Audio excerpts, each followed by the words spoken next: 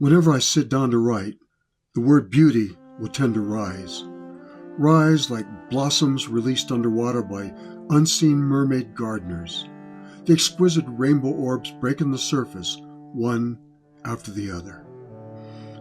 As when rain sprouted seeds after a long and trying drought, there's no way I can hold back the words of praise and adoration, emerging like some forgotten language in a different, if parallel time. It's here in this otherly context that beauty describes a loveliness apart from any stereotypes about it. And here in our hearts and our healing practices, beauty glows and shimmers like gifted flowers. If it seems neglectful or hurtful to name just one thing as appealing but not all the rest, it's an even greater harm, I assure you, to ever censor our amazement and our approbation, to withhold our subjective, naturally felt attractions and adoration. If we're drawn to the purple preciousness of a lone sweet violet, surrounded by some vast host of eager yellow straw flowers or subtle oats, it is not to disparage these more common blossomings, nor to slight their sepia-toned neighbors with the wrestling seed heads.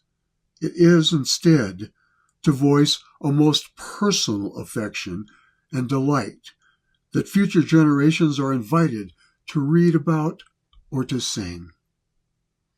And it's through our gladly expressed praise, our excitement and connection, that other people might be inspired to find and then sing out about those things in their lives, those things in their work, their homes, and their regions which beckon and pleasure them the most.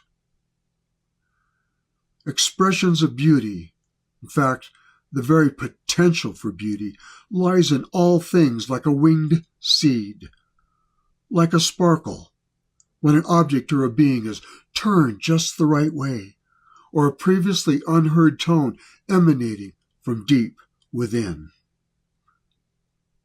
Everyone who views it or hears it will do so at a slightly different angle, from a particular perspective that's determined not just by their physical orientation, but by their cultures and experiences, their traumas and delights and their needs.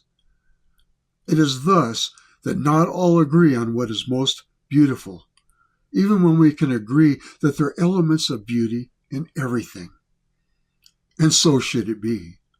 For it's not an agreement that's in danger of becoming a fad or a convention. It's a measure and a description of ourselves as much as of that which we've beheld. What we consider attractive or repellent is subjective. They are subject to our abilities to notice or not, subject to our discernment and selection, or to our overlooking or our dismissal. Likewise, we're subject to their appearance and their effects.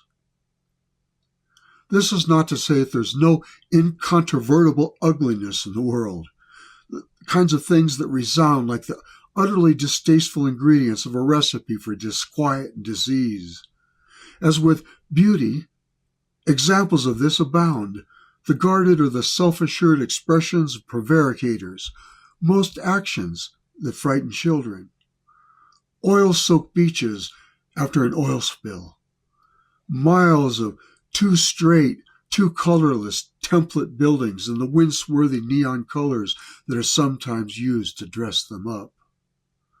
So, too, there's a kind of beauty that only those of a certain ilk will recognize, like old friends or reunited family, like finding home in a way and a place that you may have never before seen. If it is examples that you want, let's consider the beauteous shining faces of babies and babblers, and the gorgeousness of one's lover, and the hopeful glinty sunrises and the mesmerizing rose and gold therein, to those who are ensconced too long indoors, those who are so grateful for those eternal seconds outside. And flower blossoms, memory baiting blood-red roses, tear-jerking lavender, and tiny anemones the color of many a newborn's eyes. Flowers whispering, "Look at me," from distant fields. Flowers dried and strung from the wreaths of women gazing out of their windows with crazy amounts of embroidery on their sunlit peasant blouses. Flowers gingerly left on doorsteps by bashful suitors. Flowers as intimates, unfurling their flavors in crystal teapots, hung in careful bundles from the rafters of community healers, decocted and infused into bottles that are themselves. But beauty is seldom frozen and seldom still. It changes with its own cycles of melt and rebuild. It tumbles out in brilliant notes from plaintive violins, from bouncing dance beats, from the lungs of culture-changing songsters, and from the throats of the shameless, the celebratory, and the bereaved. Beauty tumbles like light through an apothecary's bottles, remade and retoned by their cobalt curves and amber recesses, like the rainbow-infused drops of a mystic river spray, like the tumbling laughter of tipsy toddlers, wise fools, and the crazily in love. I'll leave it to others to proclaim that beauty is ever ephemeral as a seldom visiting ghost, as temporary as a beeswax candle. If I am to shout anything to the winds and to those of you who ride them, it would be this: that those beautiful birds, those jays outside the window here, they're as blue as the water of our dreams. They're as beautiful from the moment they're visible, wet, feathered, and pink patches of dinosauric skin and a spiky hairdo better associated with bespectacled old men. They're forever astonishingly pretty, drawing sharp angles in the sky just outside our cabin, and when posturing like talkative suitors atop the branches of the junipers and the pines and the piñones.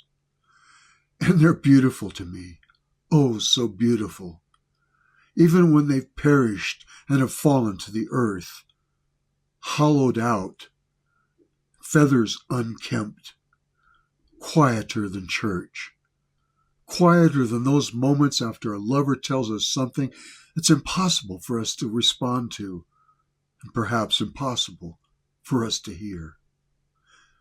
And if I myself were so struck down, I would not want so much to have words spoken about my dogged insistence or vast accomplishments, so much as I would like folks noticing that I'd found things both fascinating and meaningful, that I'd found them infinitely pretty.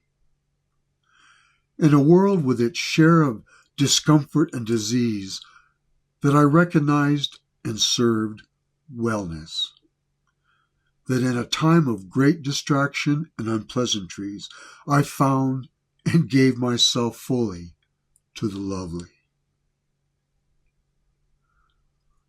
When we say something is beautiful to me, we speak not just of a beauty that is ours alone to own, not a secret tryst hidden from judging eyes and therefore unbeknownst to the larger world, but rather openly and accredited as in the expression, a gift to me.